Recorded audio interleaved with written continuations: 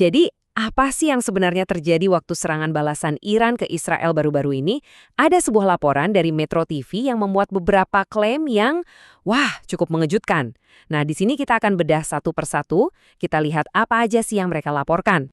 Laporan ini, kalau diperhatiin, berpusat pada satu nama, ELTA. Pernah dengar nggak? Soalnya, memahami apa itu ELTA jadi kunci buat kita ngerti kenapa klaim serangan ini jadi begitu signifikan.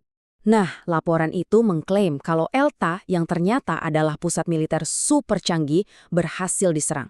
Ini bukan target biasa loh, ini bisa dibilang jantungnya teknologi pertahanan mereka. Makanya, nama ini jadi pusat dari seluruh cerita serangan ini. Oke, kita mulai dari klaim yang pertama ya, soal serangan balasan Iran yang katanya menyasar target-target strategis milik Israel.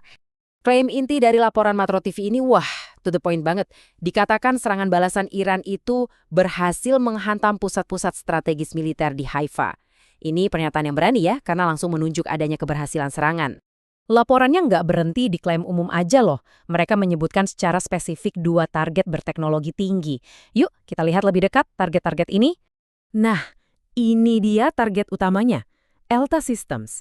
Menurut laporan tersebut, ini adalah pusat peperangan elektroniknya Israel yang paling canggih, bagian yang sangat-sangat vital dalam arsitektur pertahanan mereka. Terus ELTA ini kerjanya ngapain aja sih? Laporan itu ngejelasin kalau fasilitas ini tanggung jawabnya soal radar, sistem peringatan dini, sampai pemantauan satelit. Dan klaim yang paling krusial adalah serangan ini katanya bisa melemahkan kemampuan pertahanan udara Israel di masa depan. Wah, ini serius banget dampaknya.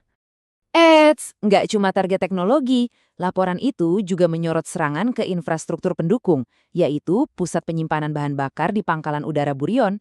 Ini nunjukin kalau targetnya lebih luas, nggak cuma soal teknologi tapi juga logistik militernya. Oke, konfliknya ternyata nggak cuma terjadi di darat.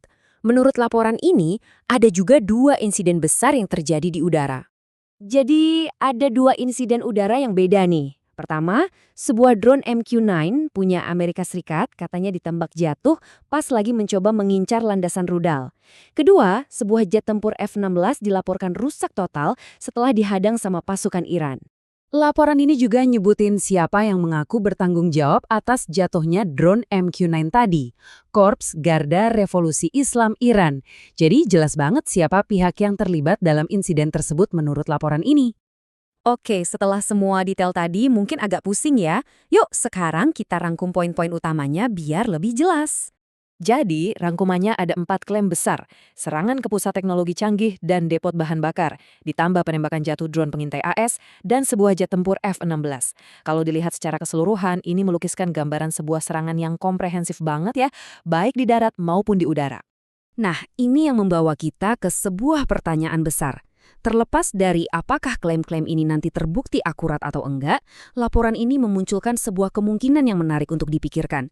Gimana kalau kemampuan semacam ini benar-benar ada? Kemampuan buat nyerang target secanggih ELTA dan melumpuhkan aset udara modern itu bisa mengubah segalanya. Jadi, pertanyaannya bukan lagi cuma soal apa yang terjadi, tapi apa artinya semua ini bagi masa depan konflik di kawasan itu? Coba deh kita renungkan bareng-bareng. Terima kasih sudah menyimak.